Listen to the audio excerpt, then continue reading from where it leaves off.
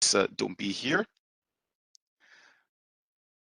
And there will be also Slido, an interactive polling system put in place that we need you to interact so we can get more insights of who you are, what you do, and those kind of things.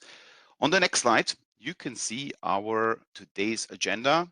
That is quite packed, so let's not waste too much time in details. We will have in the first approximately 1 hour 2 keynote speakers that will give us great insights on specific details when it comes to demonstration, innovation, and readiness. And we will have a Q&A session directly after, so you can also address them with your questions while we're listening in what they have to tell us. Then we will go into our breakout sessions. We will have 2 topics there running in parallel, so you can stay in the room and the moderators will change. I'll explain more later as we go.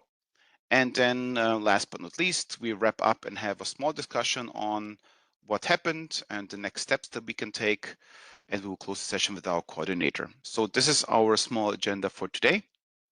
Let's jump directly in a small exercise. So I'll give you a minute to scan the QR code on your screen. I know it's in the morning. I know I'm asking right now to already interact, but I think we need a small icebreaker just to get you going. So grab your phone or type in slido.com and use this number here to get to the polling system. My team will also post the link in the chat directly. If you aren't at the computer, maybe you want to click on the link. Maybe that's the fastest way to approach it. I will also scan this now just to make sure that it works. And while you're doing that, we can jump to the next slide and ask you the first little question to get started. And I see some people already interacting. Very good. You are ahead of me. This is always good to see. So the simple question is, who are you? Tell us, are you someone who's already been funded, someone who is in the process maybe of being funded or just interested in what we do, or someone else that is maybe not directly inside this community? So I see a lot of movement. Very good. Take your time. And don't forget to mute yourself, as I can hear still some voices in the background. A lot of people are here, so you might disturb them. Okay, we can still see some movement. Very nice, and good still to see that the funding projects are the most, but also very good to see that we have a bigger range of other people being here that are not directly funded projects. So I think we are managing to get a diverse set of people in this room, which is very good also for the upcoming discussions that are yet to be had. So I'll give you another, let's say, 10 to 20 seconds. Please let us know who you are in a bird perspective way, let's say. And when you have done that, obviously not everybody has to do it, but I'll kindly ask you to, use one of the channels that we have, either QR code, the website that you can join at slido.com, or in the chat. My team will spam you with the chat link from time to time, so you can have the possibility. Another note, as we are still filling this out, the Q&A part of this will be active at any point in time. So if you have questions at any point in time, you can post them in the Q&A section, and then we can take them up, regardless of it's directly for our speakers or it's later then for discussion between Tanya and me. It will be open all the time, so best is to keep this tab open, and all the other questions or Q&A things that will be coming up will just then skip through it automatically. So you just keep this tab on your browser, for example, open, and you have nothing else to do. Okay, I see the interaction has condensed down a little bit. We have another one for you, so let's go to the next little question, and then we are done questioning for now. Which organization do you represent? So same exercise, same thing here, a bit more things to choose from. So we just want to know who is in the room and in which capacity are you here. So we see a little bit also the diversity of types of representatives here in this room, so we can see what kind of discussion we can have. And our goal was obviously to have a good mix of specific things. Is it academia, but also companies and researchers in specific. And as far as I know, and as far as I can also see, we do have a good mix of things, which is indeed very nice to see. So I'll give you another minute just to give you an answer. Now you are in the system. Now maybe the scanning and the onboarding doesn't take so long. Give it another 10 seconds maybe, and then we can jump to the next slide. Very good. Okay, then let's cut it here. I think the polling might be still open in the background, but if not, you can at least use the Q&A section also to ask questions. So just in short, who are we? Clean Energy Transition Partnership. You heard it maybe from the first day if you've been there. We are EU co-funded partnership that consists of over 30 countries and more than 50 public funders. So it's very diverse. We're trying to emphasize this transnational innovation and research community with our funding. And we want to enable this type of interaction, this type of research where different countries work together. And we are also here in a community building mission, let's say, where we want to bring everybody at one table and also have a fruitful discussion. So I will not dive more into because we don't have so much time. So on the next slide, just a quick overview, CETPartnership in numbers. Currently, we have 3 calls carried out. Another one is being prepared. We have approximately 163 projects in our project portfolio. So I can see many of you will be here surely when we look at this later. More than 40 countries involved with many, many partners at the table. So it's extremely diverse. The community is actually very big. And we approximately funded so far 300 million. So approximately 100 million per year is being given out for research funding. And I also have another number here, maybe interesting for some of you who are also seeking some funding, that the average funding per project is approximately 1.8 million. Maybe interesting for you to know some of these figures. And with this, I will hand over the moderation to Tanya, giving you a little bit more insights of who we are and what we do. Thank you very much. Waiting for the next slide. Yes, so my name is Tanya Suni. I represent the Impact team. And in the CET partnership, we have an integrated approach to impact knowledge and monitoring activities. They work together, not separately. And the idea is that through monitoring and interactive exercises like the ones we are going to do today, we want to learn what you are doing, where you stand in your progress, and what your impact goals are. And based on that, we support your journey through our knowledge community events and activities and tailored impact support to help you reach those goals. And on the next slide, we should have an example of what kind of impact support we offer. It's a 1-minute video going through the different ways. Go ahead, Afnan. Welcome to CET Partnership Impact Support, your guide to impactful innovation in clean energy. For an innovation to grow, it needs to increase its maturity. By improving the commercial readiness, sustainability, and social acceptance of your solution, you can pave the way for further funding and investment. We help your project succeed with targeted training in areas like engaging stakeholders, effective exploitation, and preparing for commercialization. Our matchmaking events connect you with the right partners to strengthen your project's impact and reach. The Impact Network is a comprehensive gathering of stakeholders tailored to help your innovations move from lab to market. Our Impact Library is a toolbox of essential methodologies, instructional videos, and best practices to enhance collaboration and success. Join us in driving the clean energy transition. Together, we can create lasting change and build a sustainable future. There, thank you. Next slide, please. Welcome to... So the key benefits we hope you will get through this integrated approach, obviously knowledge sharing and networking, because peer-to-peer networking and feedback is really valuable. We have got that feedback from before. Accelerated innovation in research, hopefully through the impact and exploitation activities. If you were present yesterday in the plenary talks, you couldn't have avoided that the social acceptance, societal innovation issues are really critical in today's world where we are trying to accelerate energy innovations to reach the market. Advancement of cutting-edge research obviously is important, and hopefully we can help you with that. and improved research outcomes and productivity. We help you also through regular impact assessments and metrics tracking so that you know where you are and you know how we can possibly support you getting where you want a little bit faster. Next slide, please.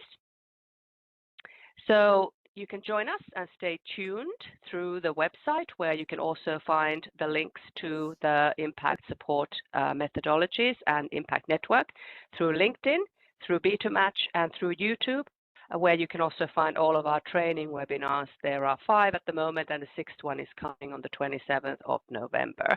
And please, if you have any questions about any of these issues, and when we go to our keynote speakers, please don't forget the Slido. You can always ask questions through Slido. We will be visiting those questions from time to time during today. I believe we are ready for our first keynote speaker. Next slide, please. We have Maria Velkova, welcome, from the EC DG Klima.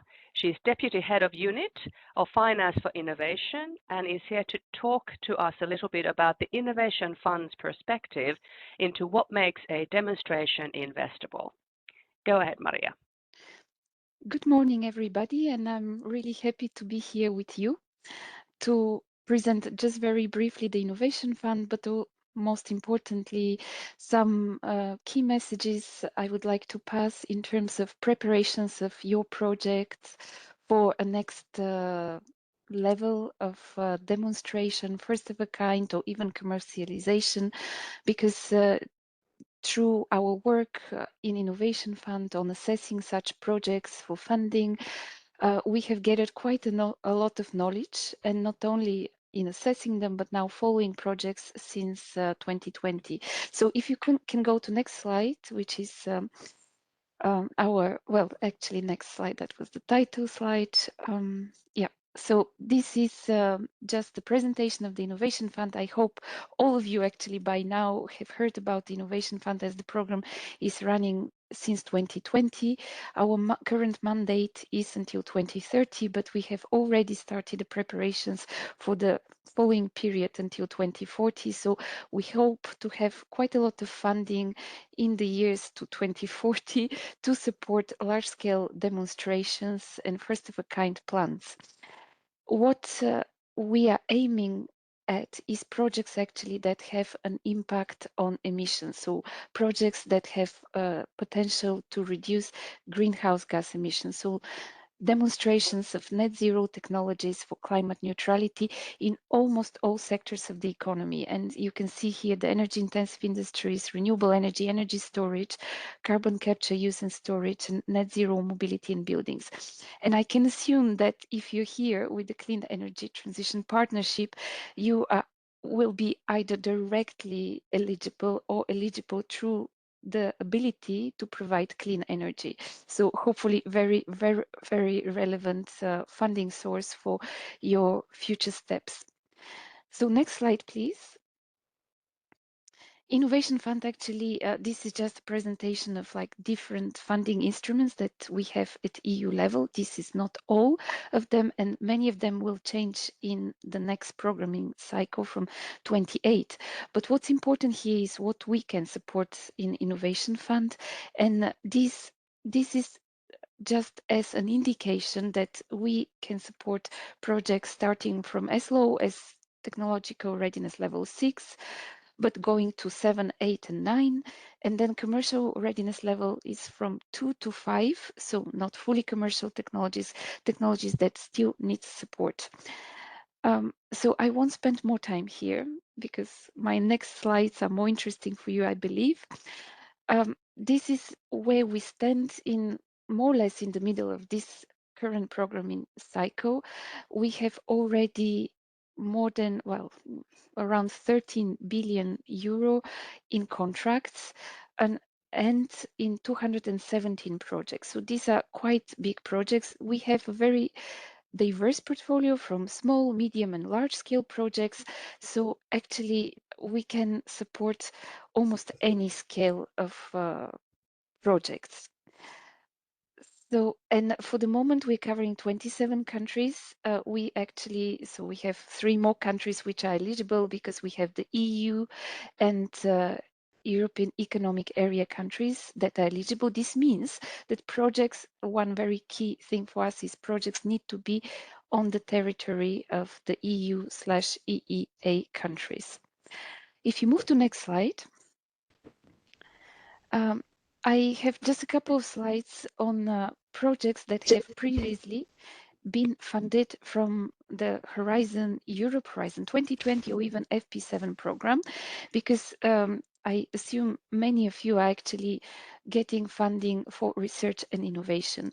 And we have analyzed our portfolio, and for sure, not all projects that come to us have got previous funding, but we do have quite a lot of projects that have benefited from European funding. And our conclusion is that actually these projects are in fact more successful than projects that have not benefited from EU funding for research and innovation. And this is great and gives a lot of hope for, I suppose, audience like yours, where you most probably, although I saw not all of you are actually beneficiaries, but maybe the many beneficiaries to the CET partnership, but most probably related to other research projects.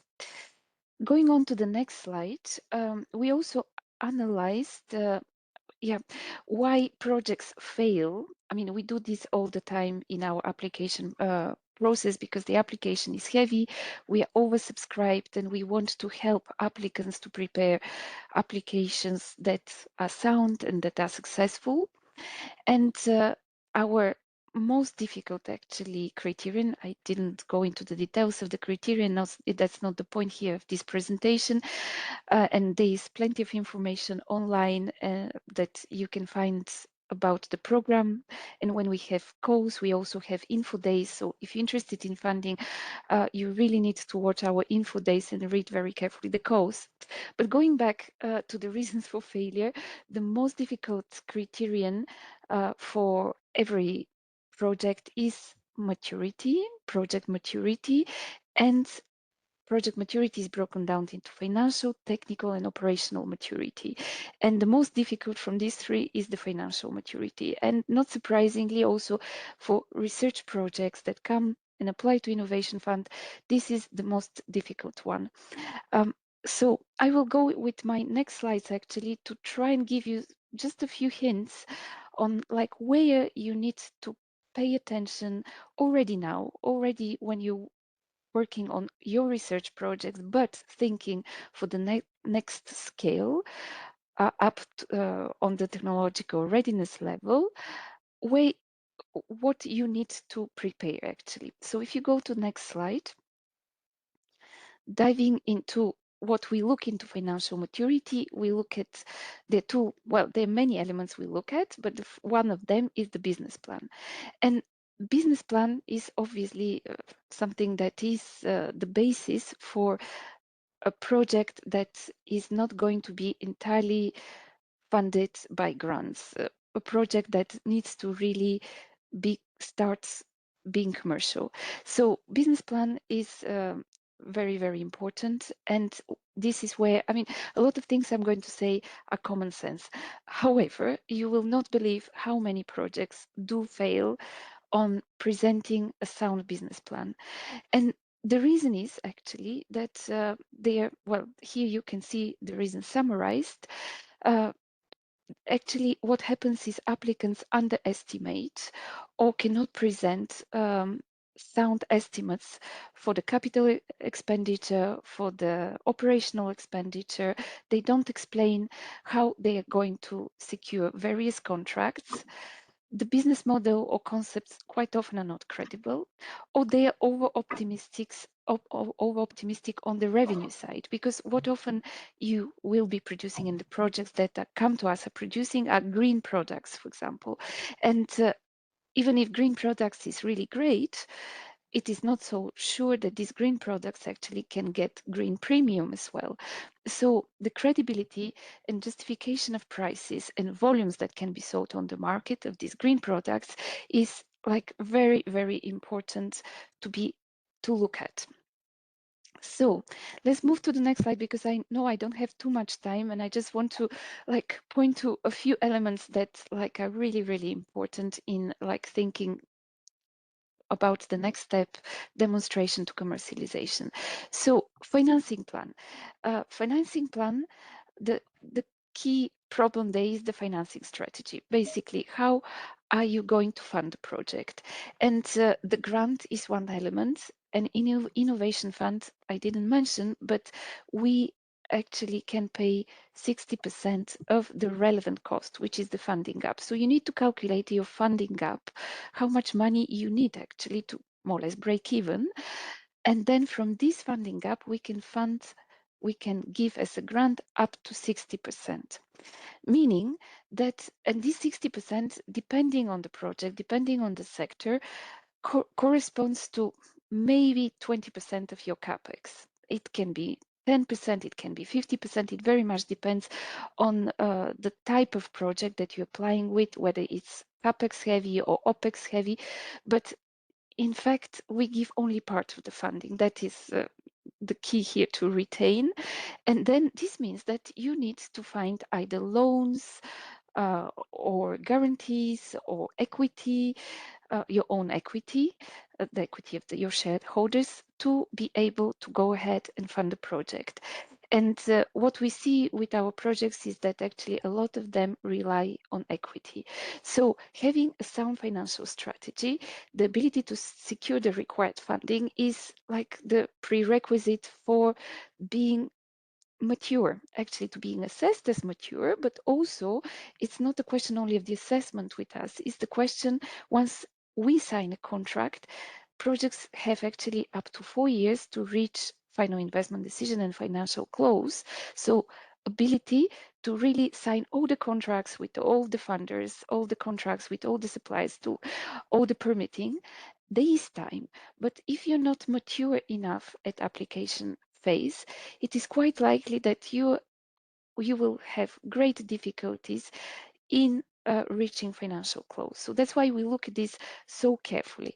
So the commitment of the shareholders, the expected timing, the terms and conditions that you will be negotiating with each of the funders have to be clear and have to be realistic.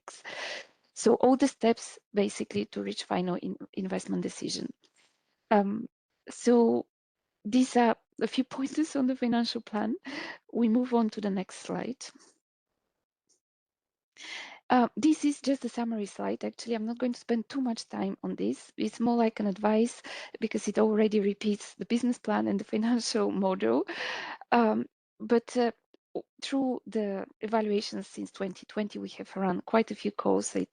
Evaluated maybe over 2,000 project proposals already. These are the financial engineers which work for our agency, have summarized all this advice that we give to applicants into 7 golden rules of financial maturity. So as I said, I mentioned already the business plan and the financial financing plan. Then you need to follow the guidance on how to calculate your project WACC. But even if you go to other funders, you need to follow their guidance actually on expected profitability of your project. Basically, you need to ensure consistency across all your documents. Again, this is common sense, but you will not believe how many applicants fail because they have taken assumptions which are different in the different documents. And this is normal because project plans they evolve. So at one stage you may be making one set of assumptions. Half a year later you have changed key assumptions, but make sure that wherever you're applying with consistent set of documents, that all your assumptions, the project description, everything is consistent, because otherwise it just doesn't make sense and it shows lack of maturity. You need to provide evidence about your claims. And one maybe last thing, which is very true for all elements of project maturity, you need to have effective mitigation measures for the key risks that your project may be facing, be it financial risks, technical risks, or risks related to operational maturity. And you need to provide also contingencies. That is very, very important. And moving on, I think I have 2 more slides, which on technical and operational maturity. Technical maturity, I mentioned on the slide where we see problems with Horizon type of projects coming to us. Technical maturity is not a big problem for projects that are previously funded by EU programs. Because this is normal, because what you're actually working most probably right now is working on a pilot, developing a technology.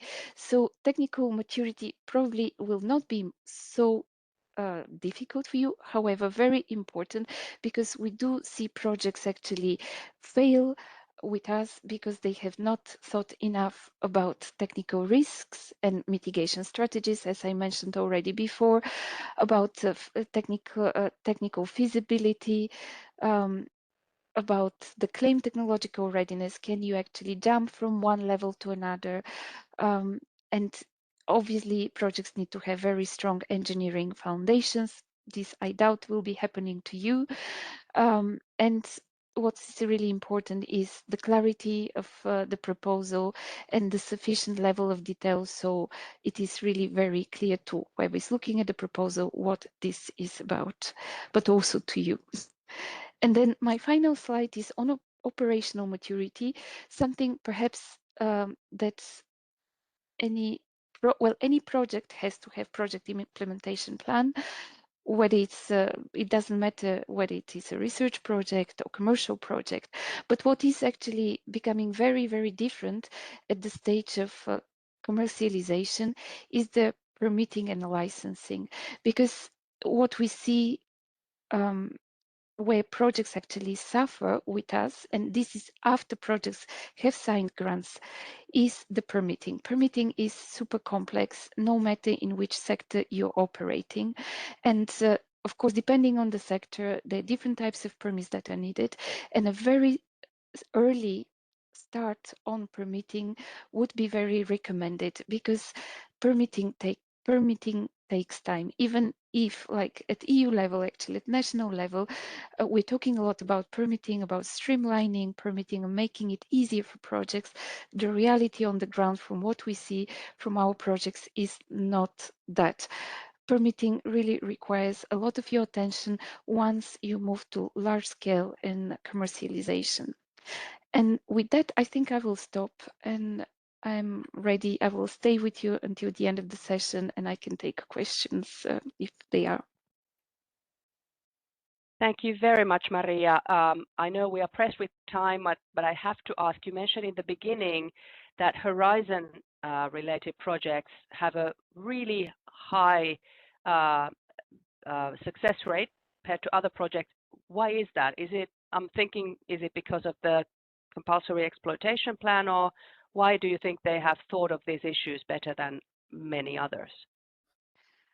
I think, well, actually, to be honest, it's very hard to determine this. So it's more an assumption that Horizon projects are better in terms of technical maturity. This is why I said I don't think that would be a problem, because the technologies we are looking actually to support innovative technologies with great impact. And I do believe that our Horizon Europe program is supporting these types of technologies. So you have a head start, because degree of innovation, I didn't mention, is a key criterion, and their Horizon projects excel. Technical maturity is good, replicability, so widespread application, is good. So that's why do focus on financial maturity, and exploitation plan indeed can prepare you for that. Thank you very much. That is what we are here today for. So we will be looking at how to convince investors. Thank you very much, Maria. And we will now move. I will give the floor to Andreas for our next keynote speaker. Yes, very shortly. Our next keynote speaker is Dr. Cruz. He's Emerging Technologies Leader for Climate Technology Solutions at Baker Hughes, and he will give us input on what makes a demonstration investable. Alex, are you with us? And please take the floor and share your screen. Thank you very much. All right. Well, thanks a lot, Andrea, for the introduction and for the invitation to participate in this very important event. And not only because I do it in my job, but also I'm very passionate about it, having gone through, I would say, the early stages of technology development and now being part of the commercialization. One of the organizations who actually lead in the commercialization and industrialization of early stage technology. Before I start, I'd like to first thank Maria from the European Commission, because many of the things she said, not only in terms of the project development, but also on the pitfalls, really resonate a lot with me. And I'll talk a little bit more about it later in a different angle or a different perspective. So before I go ahead and go to my next slide, I hope this is visible to everybody. Please tell me if it's not, but I think I take it that it's working. So I'm, as Andrea said, I'm a technology solutions leader, climate technology solutions leader for emerging technologies at Baker Hughes. I've spent about 15 years now in the energy sector, ranging from R&D management, real site operations in a big chemical plant. I was also once a technician for solar cell fabrication, and now leading R&D and emerging technologies for Baker Hughes. And I'm based here in Brussels as well. Many of you probably would not know who we are, apart maybe first from some people who actually work with us. And I do think that there are some of you who may have engaged with our organization in one form or another.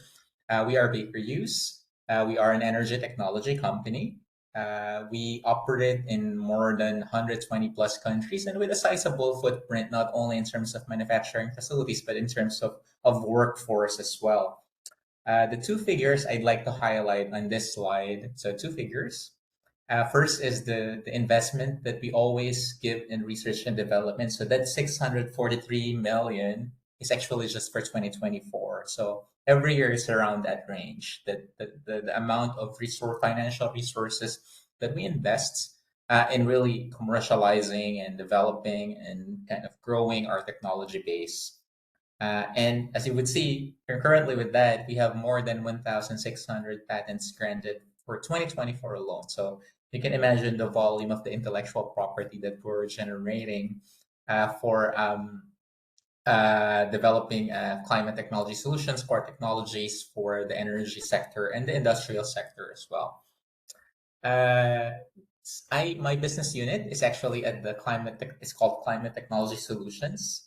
I'll spend a little bit more time here, and we can have a side discussion on how our organization is arranged or organized. But Climate Technology Solutions, we develop technologies, we commercialize, and also now sell some of those that are already in the advanced stages across 4 areas of hydrogen, clean power, emissions abatement, and carbon capture, utilization, and storage. So these are, I would say, very much aligned not only with the emerging technologies that are rising, but also according to the priorities of various governments and associations, as well as, of course, the European Union. So this is something that I really resonate with, as I shared with you earlier. So we sell and develop technologies from turbo machineries, drilling equipment, but also some of the more emerging ones like green hydrogen production technologies such as electrolyzers, post-combustion capture, and also some carbon utilization, direct air capture. Is really, really exciting. Not only the technologies we're developing, but also the approach, which I will talk about in a bit. All right, so the million-dollar question that I'm often asked, so why and when do companies innovate? So first of all, what are the reasons why organizations, not only private companies, but also large public companies or government institutions having their own ministries of science and technology and national research institutes, is for the very reason of, well, there's a lot of reasons, but I'll highlight 3. Competition, obsolescence, and growth. So competition is quite straightforward. It's not only in private companies, but also in terms of really the regional economic growth between one region and another, the trade, competition, which is really, if done correctly, can be very, very healthy for the society. And of course, obsolescence, not only because people get tired of products and services, but also creating better ones for the future and in compliance with some of the recent findings that we have. And of course, growth. Growth is always the name of the game, right? Whether you work in a private or public institution. So I created here a product life cycle as a function of business gain, where you have research and development, and the higher, obviously, the when you reach the horizontal line to the y-axis is when you really gain or start reaping the rewards of the investment. So R&D is always often looked at as a cost, but one way to look at it is also an investment for future growth of the company, not only in terms of financial, but also market share. Investment in human capital, resources, and money is always on the table. And that's why I'm really pleased to see, the presentation of Maria, and also the very good work that the CET partnership is doing in this regard. So at the early stages, after you've reached some sort of a dip in terms of your resources for R&D, you start the commercial ramp up. There's technology adoption as well, and different market adapters are starting to realize the benefits that they could gain from the technology you've introduced or the improvement you introduced to your portfolio.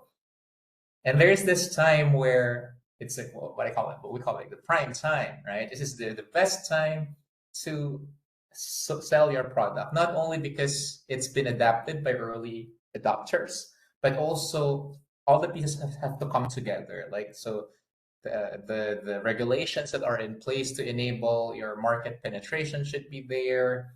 There should be some sort of a targeted approach in the regions where you're introducing your product. So all of these considerations you must already have, despite being early in the stages of your product development. And of course, it's not always rainbows and butterflies. At some point, as with all things, they would come to an end. So there would be some obsolescence, but the roadmap that you've set in your R&D should also pave the way for you to create some sort of another rise to then introduce the technology, to be adopted by the market, and then get your prime time. And the cycle repeats, and so on and so forth. So where are we as a company? And I'd like to kind of give an example, not to focus on the organization, but to really demonstrate real life examples on some of the things we're doing. So as you see here, and I'll talk about TRL later for some of you those who are not familiar with it. So these are some of the startups, early stage companies. Some of them are mature that we have invested in or partnered with in one way or another. Some of them full acquisition, some of them minority investments. And you have the technology readiness level scale from 1 to 9, 9 being the most mature, and 1 is a concept, it's a conceptual topic or idea that you have. So you see, we have a significant and sizable investment in low technology readiness level, from carbon capture, utilization, and storage, green hydrogen production, or low emissions hydrogen production fuels, as well as the more of the carbon negative technologies like direct air capture. In fact, it's one of my favorite because it's the subject of my PhD, metal organic frameworks, which is, I think some of you know, won the Nobel Prize for Chemistry this year. So it's really exciting times for emerging technologies, right? Both in terms of discovery, but also in the commercialization and industrialization scale. So why did we kind of create a portfolio like this? So there's a lot of reasons, as I shared with you. There's growth, there's synergies with our current technology portfolio, and of course, the regulation and the policy framework in different areas really created the right environment for us to pursue these kinds of opportunities. And of course, investment, there is investment, and there's also a business plan and risk retirement that is currently ongoing in terms of developing these products and solutions. So what are the key challenges, and how are we tackling these challenges along the way? So I did speak with Anna and Andrea earlier a few times in the past couple of weeks, and what I wanted to tell everyone in the call is that, as a researcher myself, back in those days, when I have a technology or a scientific finding, you're so excited to tell to the world, what can it do for you? What can it do for the society? And there's nothing wrong with that. That's really just the nature of how scientific discovery works. But then when you transition to industrialization angle or lens, the question now becomes, I have this exciting finding. What risk or what worry that my senior executives or investors or stakeholders am I removing from the system? So same science, same chemistry, same physics, but from a different mindset. And trust me, like the way you tackle the activities, the designs will be a little bit different, because now you're not just telling the world how great your science is. You're actually making them realize what they're missing out on, or you're trying to relieve them of their current pain. And I think that's somehow I would say my eureka moment when I shifted from R&D, especially just in the early stages after I finished my PhD, to the R&D management and the commercialization space. So having said that, building the ecosystem is not only about building a number of companies or hundreds of them, but there's also the partnerships, right? With marketing, R&D laboratories, both national and private ones. And very critical in this space is the university and research institute. Really, really important, especially if you are venturing into inorganic growth, if you didn't have that skills originally. So those are really very fundamental. And the work that I do, these relationships are very important and critical to us. So because not only of the facilities that they have, but also of the human capital, the skills is something that is very, very I would say sometimes overlooked. But I think in Europe, as Europeans, we know how important this is, and there's a lot of programs in solely focused on upskilling and making sure that no one gets left behind as we move our workforce towards these new technologies, both in the new inorganic and organic growth. So yeah, growth capabilities is something that I'm also very passionate about. So it's not only about training on the science, but also making sure that your research is communicated well to the masses. As myself, coming from many years of I kind of grew up in a publicly funded space. So I've always been passionate about giving back to the society through science communication. And it might be trivial sometimes, but you wouldn't imagine how this would really unlock a lot of opportunities. And sometimes that engagement, because of science outreach, science communications, could go a long way in permitting, because the communities were convinced that your technology is not disrupting their ecosystem or the communities. So it goes hand in hand with scientific discovery, technology development, risk management, and safety environment, but also the engagement bit. So never underestimate that value.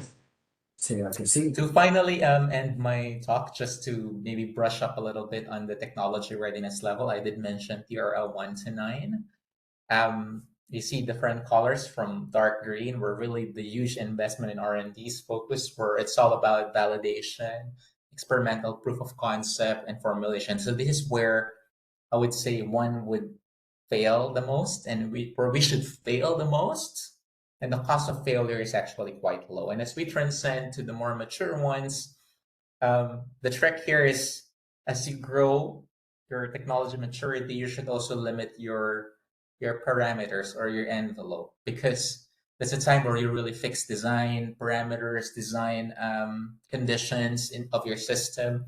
And of course, as you grow to the higher technology readiness level, you've already built your demo, your pilot plants, your lighthouse project, and then you prove it in an operational environment, not only in terms of its commercial of its technical viability, but also its commercial viability. This always go hand in hand.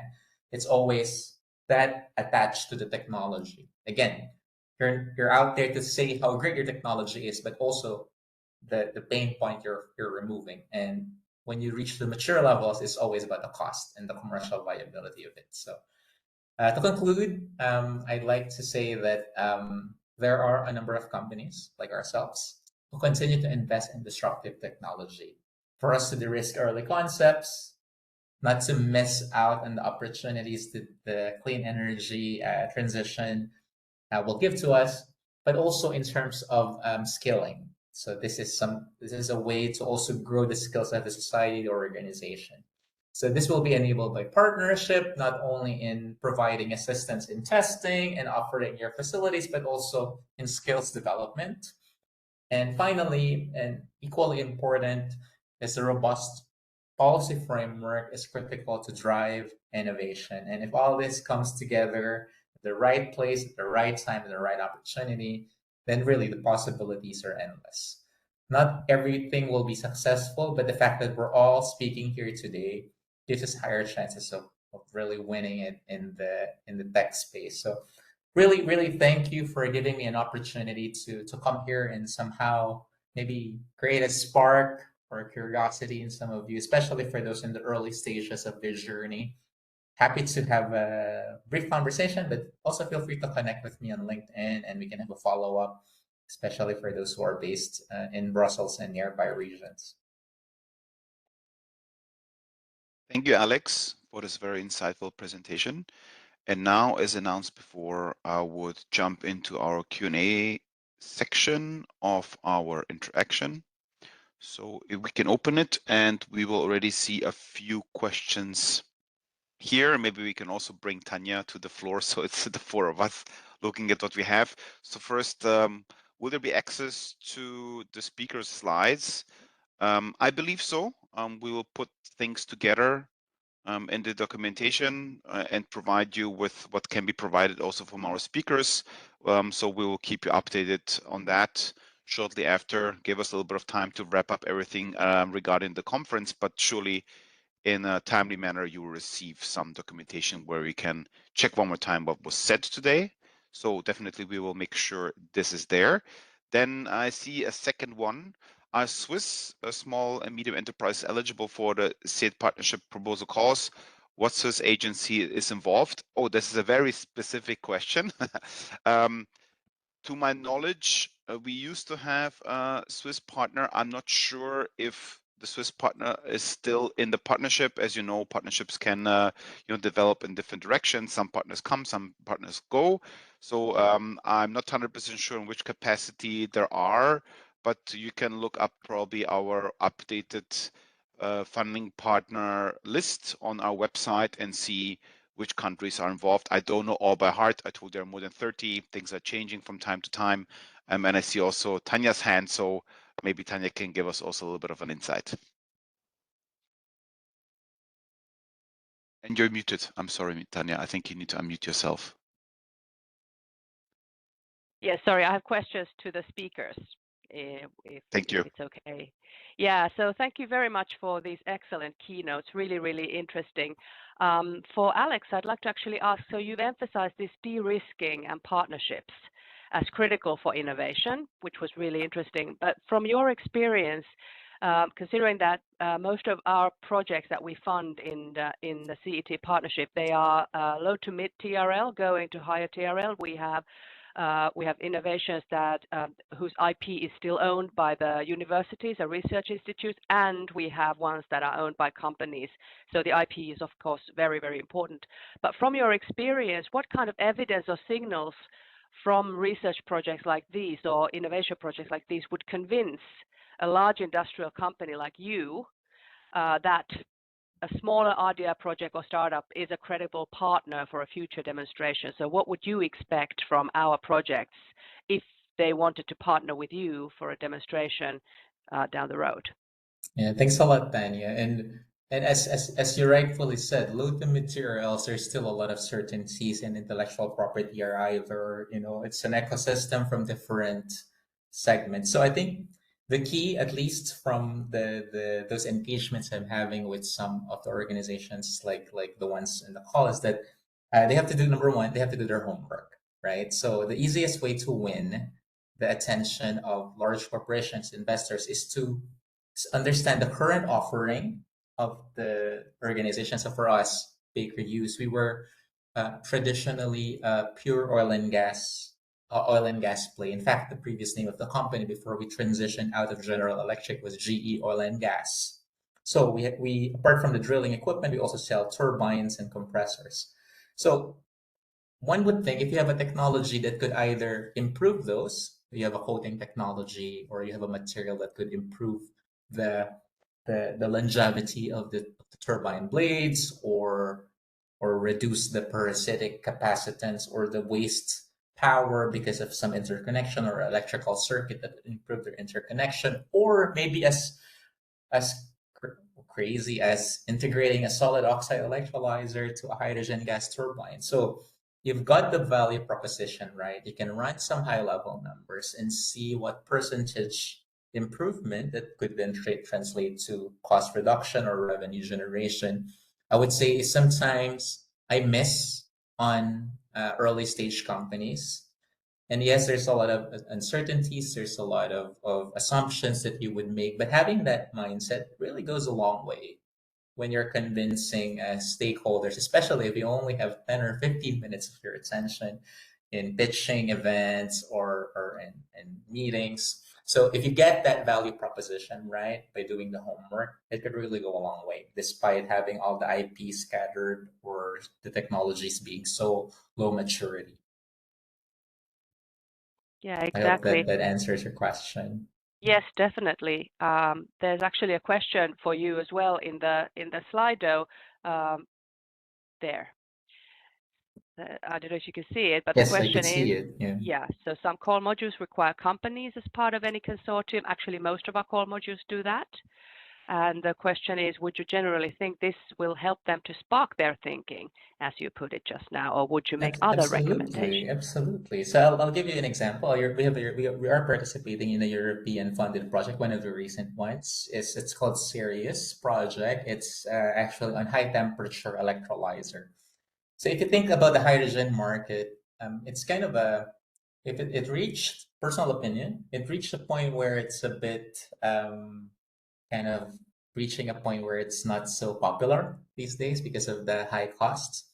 But the fact that we are in a consortium where there's a steel company involved, where you can actually already develop a use case that could then offtake the molecules and agreed on a price and somehow work out on the economics, on the potential technological integration and the heat, the utilities, it does make a lot of difference. And then you have a partner that is super expert in modeling. So instead of scattering and your resources thin, you leverage on the strengths of your consortium partners.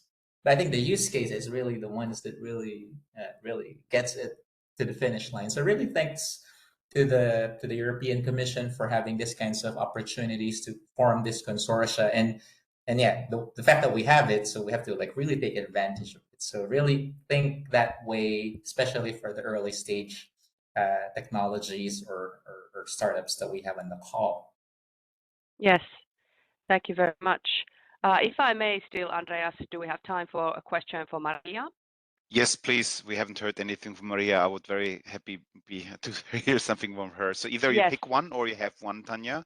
You can choose. Well, I'd like to actually go back to Maria. You were very much emphasizing evidence for financial maturity and all other types of maturity. But when you talk about evidence, and you said also that you do fund projects that are still at TRL 6 even or 7, what kind of evidence do you find most convincing from projects like that, especially when they can't obviously at that point show commercial results? So what are you looking at? Yeah, no, thanks for the good question. Indeed, we have started in the last years to have a dedicated topic on pilots.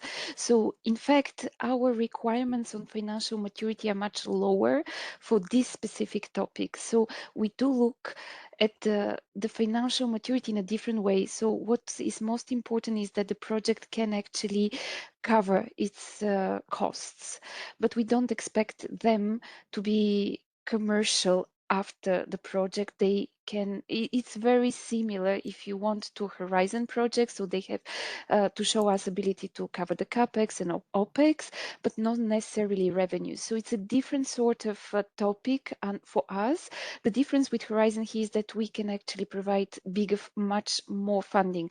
So we can provide up to 40 million euro of a grant. So that's why we like it, but it's otherwise it's very similar subject as in terms of objectives as Horizon project of this type. It just can be bigger. Yeah. Yes, indeed. And typically for lower TRL or publicly funded project, it can be difficult to find an instrument that allows for that kind of work. So that is typically a problem. And that's why I thought that the Horizon projects fare so well, because they have the compulsory exploitation plan with quite a lot of issues dealing with IP management, market readiness, commercial readiness. They require a business plan, all of these things. Which is not the case with all instruments. So that's why I thought that might be one reason why they fare so well. That's definitely what we are striving for in CETPartnership.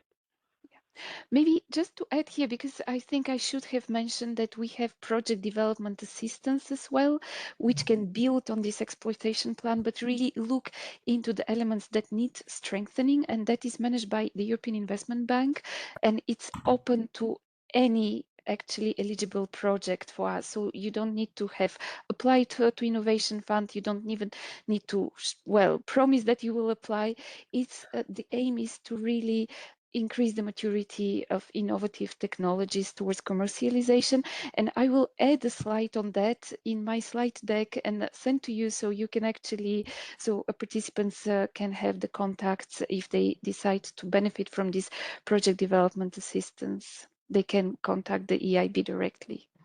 That's great. We actually sent an email invitation to all of our knowledge community just last week about a masterclass that one of these project development projects is offering. Maybe final question, Andreas, for both of them? No, sorry, we're running a little bit Okay. late. So thank you very Right. much for the speakers. We need now to go into our interactive sessions. Thanks for being with us and the insightful things you have shared with us, and feel free to stay with us in the interact sessions. And if not, happy to have you and host you here in our session. So with this, maybe we can go to the next slide so I can introduce you to the next step of our little session, which will be group sessions that we will be interacting with. And the first thing is we will have 2 rooms. You will be automatically assigned in one of these 2 rooms. In one room, we will find me with another person talking about peer learning from system transition challenges. It's more a knowledge, let's say, related topic, but still stays in the realm of helping you getting further with your project development, let's say. And in the second room, you'll find my lovely colleague, Tanya. She will be talking about investor readiness for demonstration upscaling, very much in line also with what was shown by our keynote speakers. So without further ado, we will now start distributing. And if you cannot find your way, or something is happening, someone will stay in the main room and direct you somewhere. Please note that you will stay in the room. You don't have to move.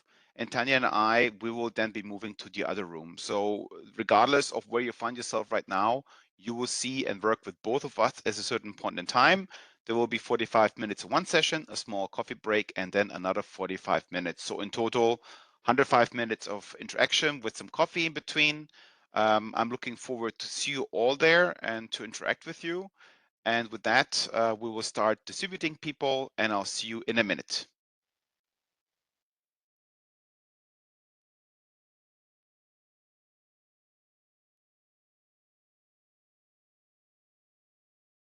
And I hope people are being moved. I think there is some movement. Very good. And you and I will be automatically as well. You can also choose if you like. So see you there. Best to do it automatically so that I don't go to the same ones as you. Here we go.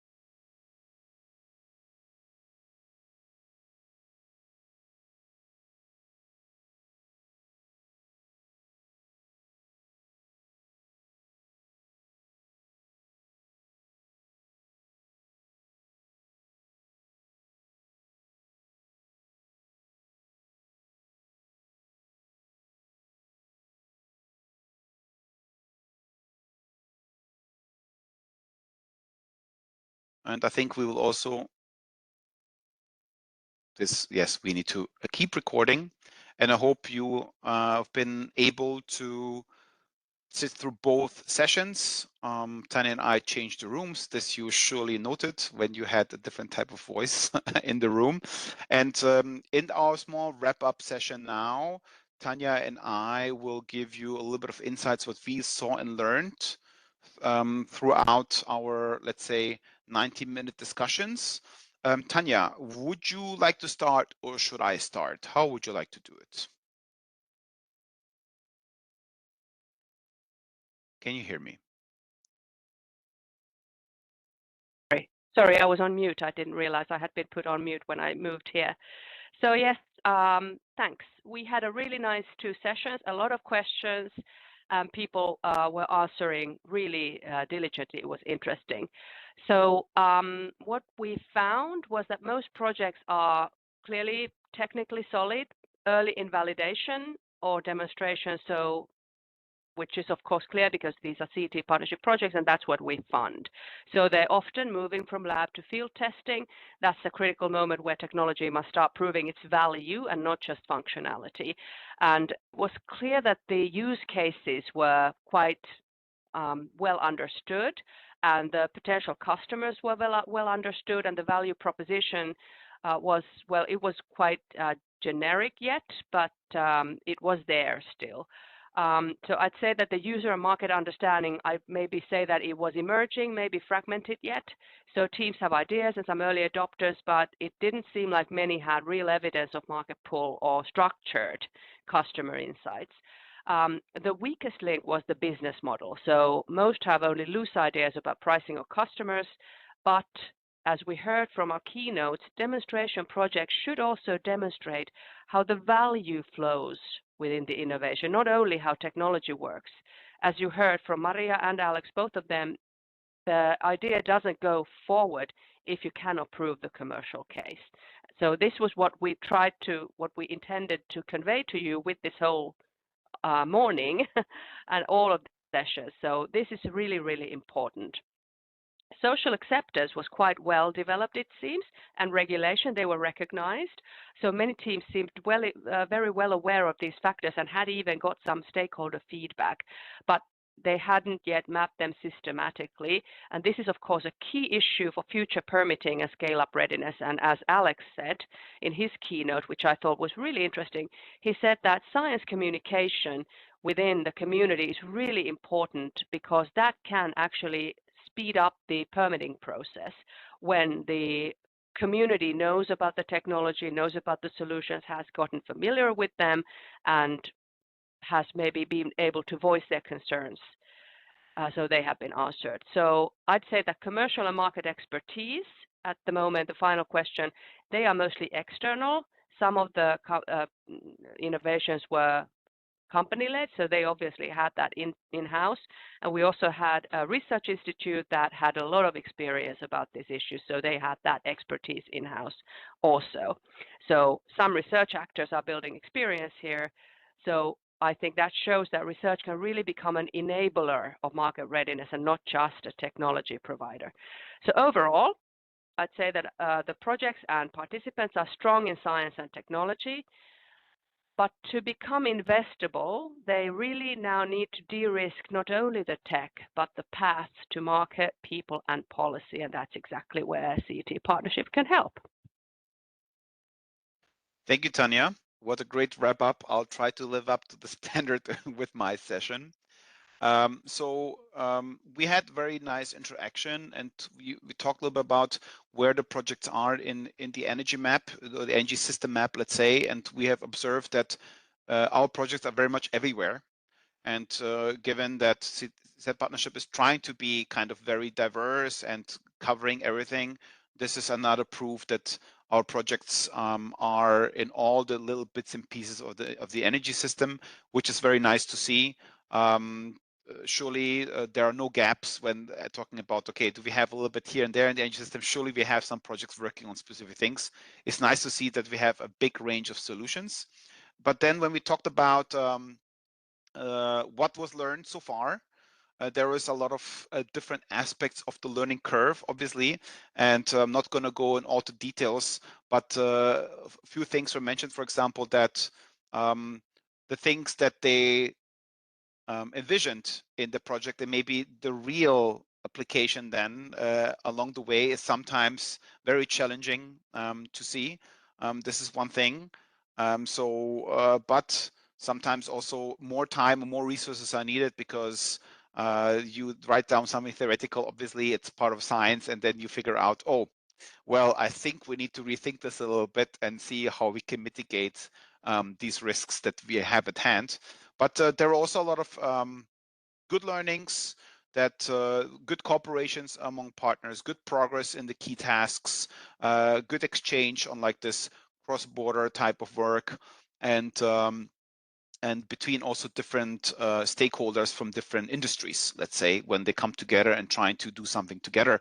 And if we as a knowledge community and impact management can leverage this more, then we are just, I think, confirmed in the work that we do, and that's why we are ultimately here. But we saw also, we talked about concerns. We didn't talk about just learning, so mostly, let's say, challenging and success stories. We also talked about very specifically concerns when it comes to the next steps. And here we had different categories. We had a technical category, let's say demo partners and whatnot that are needed in order to execute it, system integration parts, requirements in terms of policy and standards, financing, IP questions, and also the commercialization part. And looking at the map of where people had, let's say, concerns, we saw in all of the parts some concerns, or we didn't see in one part a huge concern. Okay, everybody is concerned about financing, or everybody is concerned about IP problems. But we had punctually here and there something. And I was also a little bit baffled that, for example, I was expecting more, let's say, financing questions in terms of, okay, where can I get the money from and everything. It was not as much as I thought. So we have everywhere some concerns, which looking at the whole diversity of project was to be expected, but we cannot say there was a specific focus that we can say it's only this or only that, and we can exclude something from, let's say, the map of concerns. And I see your hand, and gladly take your question, Tanya. Yeah, or actually, I'd like to follow up on that finding that you have, because that actually fits what I saw in our exercise when we were looking at the next steps funding agencies, like what kind of investors or funders our projects and participants were looking at. Very few were actually looking beyond CET partnership or Horizon Europe flagship or innovation actions. So I'd say that only one or two were thinking about going to a strategic industry partner like Baker Hughes, or looking even at national ministries or innovation agencies. So that, to me, combined with the idea that there isn't really much done in terms of business models, it makes me think that the next stage isn't yet necessarily something so many projects are thinking about. So that matches with your finding. If there aren't many concerns, maybe that's because people haven't really started. They're not yet there yet.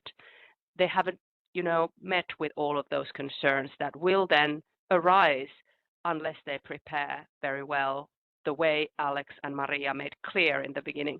What do you think? Does this resonate with you?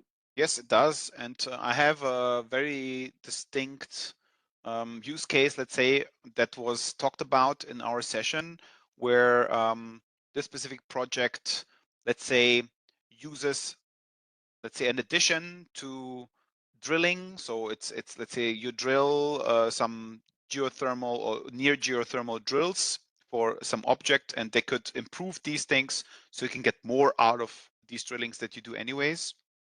And they told us that very little projects even considered doing this. Yes, it adds some costs to it, but long term, if you show them what you can get out of it, it's probably a no-brainer if you say that you're going to use this object, let's say, for a very long time. So it's very much more, energy available or very more energy efficient, whatever. And one of the problems that was stated was that, yes, they are in the process of bringing to market, they have a great partners and everything works, but still yet somehow they don't get this, you know, into full scale that people are aware and people are really using this technology. Obviously, it's more costs, but at the same time, the upside of this type of early stage investment and planning might be there. And just this awareness is very often missing. And this is something I think definitely we need to support our projects, because if you have a great idea and it works, but then it fails because you didn't find the right people to sell it to, or it didn't do enough, I don't know, marketing or communication around this specific topic, it would be a shame that this fails, because it works, it makes sense, and if you scale it, the costs might even go down. So I do believe there are some big levers that can be pulled or pushed depending on which perspective we look at it. And I think that there are, let's say, mechanisms put in place to support these things, I'm pretty sure. Absolutely.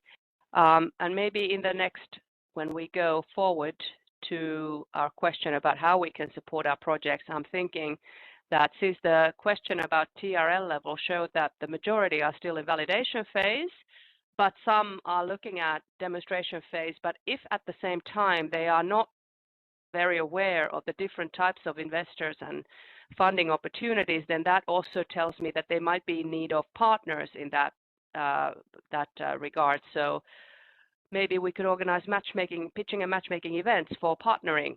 We already have a very traditional event for that, where we typically matchmake with validation partners, but maybe also for the next stages partners. And I'll mention one event in the upcoming slides.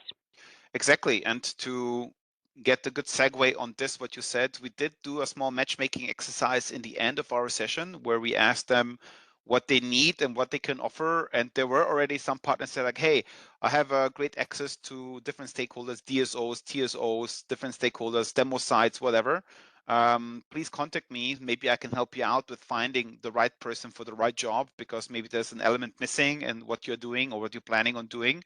So we will definitely also condense this into one big board, so everybody here in the room and those who are interested and in the community here can also use that. And we will very much emphasize if you're using it, this thing, but also going to other events where we also do more dedicated matchmaking exercise to really connect the right stakeholders with the right thing. But we did a little bit of exercise there. I think we have a foundation now also more into this regard, and we had some activities there. So I would also motivate everybody to revisit this after our little annual conference session, because this is very much like a living and hopefully also actively breathing community that should be exchanging. And I also said in my room, at least, if we connect 5 out of 50 people, we already did a good job, and more, then even better. So this is how I see it. And we had a little exercise on that, actually, Tanya, that we said, oh, how can you find the right people for the right thing? There are some offers now also on the table, literally, and I hope people will use that. So there are contact points, there is some description, we have something in place. Yeah, so this is more or less also my wrap up, or my insights, at least on a high level. Now, still, there's some possibilities to ask questions. You can scan this link, or you can also use, I think we're a little bit too far, or we can use the Q&A section. You can either already go into the polling, which we can also move slowly towards, or you can still ask questions. I'm not sure if we have. I would check real quick if there is something new that we have here. I have a very practical question maybe that I can put up. It says, would it be possible for you to assist some PhD students in finding collaborators across different countries in order to initiate a joint project? So it's very much project building, consortium building. Perhaps you consider setting up a platform for this specific purpose. So while we are not directly doing that, but what you can definitely do is use the room and use the resources you have at hand to connect to those who are either already executing our projects, or we also saw in our polling in the beginning, who are seeking funding. So there are a lot of people in the room probably having ideas of seeking funding or going into this process. So you can use, this community, reach out to us, obviously, for some connections. We don't do this exercise specifically, but we very much want to emphasize this consortium building. And if you go to, let's say, the next event that Tanya and her team is organizing, I do believe there might be some great opportunities to matchmake with others who are working in different sectors on specific topics. But maybe, Tanya, you want to elaborate on that shortly. Yeah, I believe we have to go forward in our slides in order to do that. Yes, we can. We can. So we have now a poll for you. I see you can put the poll. Yeah, I see that some of you already put some stuff in there, but now I would ask everybody to one more time join this. So if you could define a wish, could concretely say what you would like from us to do, how we can support you, how to do things in a better way, also in community building perspective or impact perspective. What is it that could be done? I see a lot of people already jumped into it, as I guess they had it open, so it just went further, no problem. So take the time right now, what we could do for you, how we can support you. I see already some of the things were mentioned. You can also get inspired by the little word cloud that we have already here at hand, especially looking at, maybe some bigger things. And if you see something that is very much in line with what you want, you can also post it one more time and it will appear a bit bigger in the word cloud. So it's a little bit for us, let's say a map, a navigation map of what we could do better. And we also understood there might be some a lot of young researchers here in the room who are interested in, bringing their research, their ideas to the next stage. CETP does the funding, so feel free to get inspired by the map. And I see here collaborators, very good. So if you need more people, let's say for your consortium, we can try to connect you better, use the resources, us in this case, and also the materials we provide and communities for your own sake. This is what we want you to do. And we hope also that the session today, especially, how to bring this to the market. Maria and Alex, who were here telling us giving us great insights, let's say, into the next possible steps of your work. I hope that this is valuable and that we can continue on this level, let's say, to interact with you and give you insights.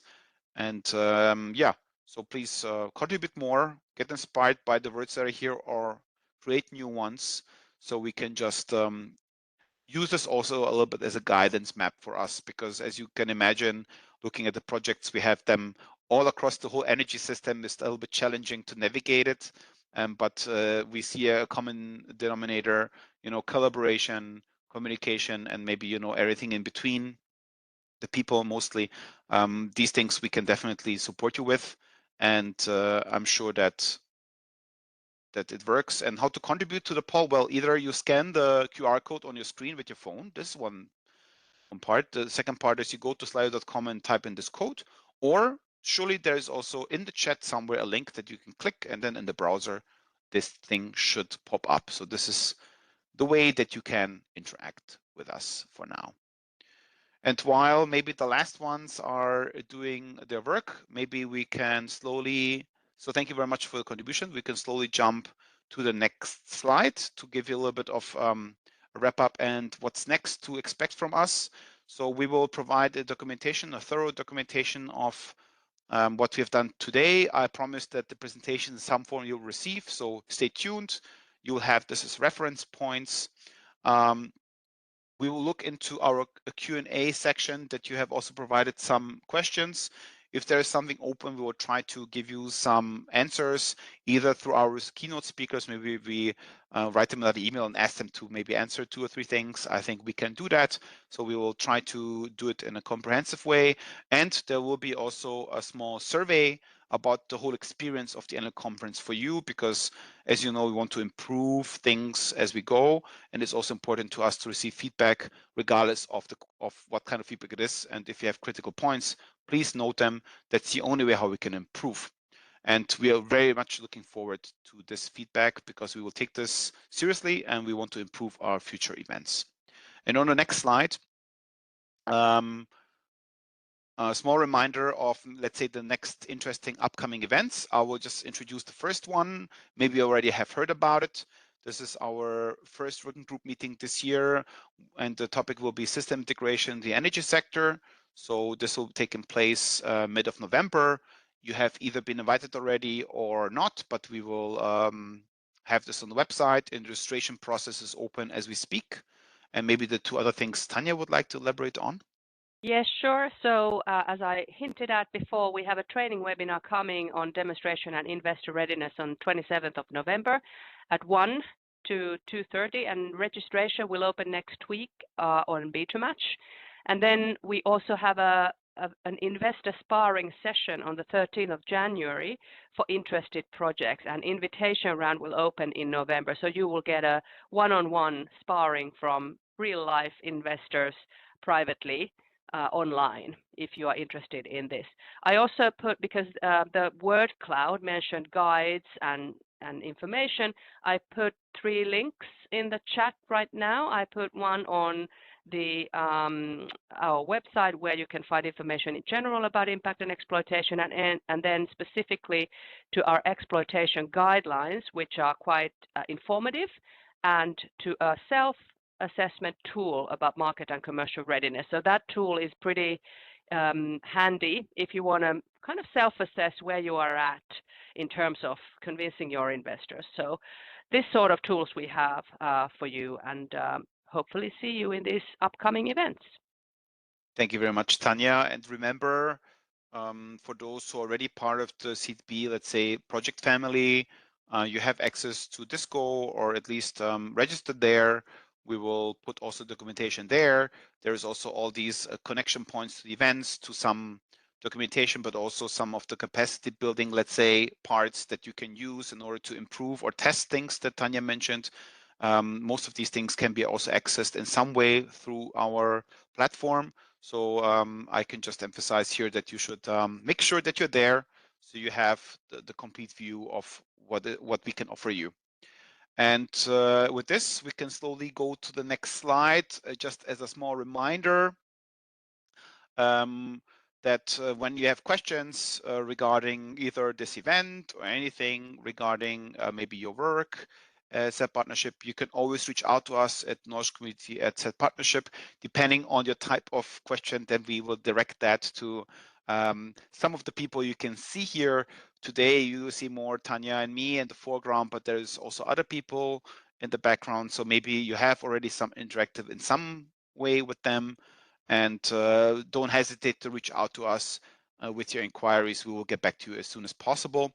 And also bear with us with the documentation of the annual conference. We will get back to you as soon as possible. I believe next week you will have something in your inbox. So please stay tuned on the next steps. The events, use, as I said, the website. Some of the things are already portrayed there, register or get informed, but you also have this in Disco, in our digital collaboration platform, at your fingertips.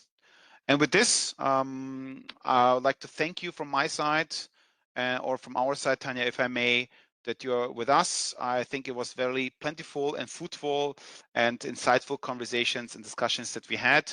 We learned a lot, and I hope that you can also take some of the learnings with you. I always say, if you learn 2-3 things in one session, that's already a great result of one session, and I hope we could live up to the standard. And with this, I would like to give the word to our coordinator of our partnership, Michael Hübner, who would like to say some words and close the session and also the annual conference for this year. Thank you very much for being with us. Michael, I hope you are there, as I do not see the chat. And I hope that we can put you on the stage and you can say some last words. Thank you very much. Thank you, Andreas. I hope you can hear me and sound and video is working well. It's a pleasure to speak here at the end of these 1.5 days of our annual conference 2025. We have been discussing yesterday in the morning where our partnership, our initiative can locate itself in the political frameworks, how we can position ourselves and how we can contribute to the development in these dynamic times. In the afternoon, we have learned about a few selected examples of our projects, and we have been able to see examples that are making great projects, progress from our projects. And today I was very excited to see your exercises, how we could learn together with the projects about our projects, and see how they are making their way during the innovation process. I was thinking about what could I say finally as a conclusion of this conference. And while thinking about it, I was stumbling about an actual message that was published by the German newspaper Die Zeit. And I want just to read out a bit of this text to you here at the end, because I think it's inspiring to the work that we are trying to do. It is a text about the actual Nobel Prize in economics. The concept of creative destruction is being honored with the highest award in economics. Economists Joel Mokyr and Philip Aghion and Peter Howitt have been awarded this year's Nobel Prize in Economics. According to the Nobel Committee in Stockholm, they are being recognized for their research on the relationship between innovation and sustained economic growth. In modern growth economics, the concept of creative destruction marks a turning point. Innovations drive long-term growth by displacing other technologies and business models with profound implications for productivity, competition, and social adaptation. French economist Philippe Aghion, who teaches at the Collège de France and the London School of Economics, and Canadian economist Peter Howitt, Professor Emeritus at Brown University, have formalized this principle into a dynamic growth model. The US-Israeli economic historian Joel Mokyr from Northwestern University in Illinois has placed it within a historical context and identified the cultural and institutional foundations for lasting spurts of innovation. And now comes the important part for us. Joel Mokyr roots the concept of creative destruction in historical experience of the Industrial Revolution. He distinguishes between culture and institutions and demonstrates how their interactions enable entrepreneurship and continuous innovation. Key factors, and that's the focus where I want to focus our attention to. Key factors are knowledge flows, values such as individualism and societal rewards for effort and talent, where culture and institutions foster innovation. A steady stream of new idea emerges, transforming entire economics. This perspective complements the formal model by explaining why some societies produce, adopt, and spread innovations more rapidly, ultimately shaping the pace of structural change. So for me, this Nobel Prize has been given exactly, so the reasoning for this Nobel Prize is exactly encouraging the work that we are trying to do with the Clean Energy Transition Partnership, building an institution, establishing a culture where the flow of knowledge and the innovation together with the flow of knowledge at the end helps really innovation come to the market to be influential. And only if this sustained process of bringing innovations into the market and also improving the new system that replaces the old system, only this can help with a sustainable economic development and success. And this is what we're trying to support Europe in. Thank you very much to the team that has organized this conference. I think it was very well organized. Thank you to all the speakers from all levels of our institutions and also from the projects that were contributing. And with this, I want to close the conference 2025. Very finally, I want to invite everyone to join us at the CETPlan conference side event in Odense in Denmark, 4th and 5th November. The CETPlan conference is happening there. This is a big gathering of all the innovators in the energy field in Europe, and the Clean Energy Transition Partnership, together with the CETPartnership, is organizing a side event there, where we also will sign a letter of intent and cooperation with Mission Innovation, which we have been working together already a couple of years. And I hope to see many of you there in Odense at the CETPlan conference side event and at the CETPlan conference.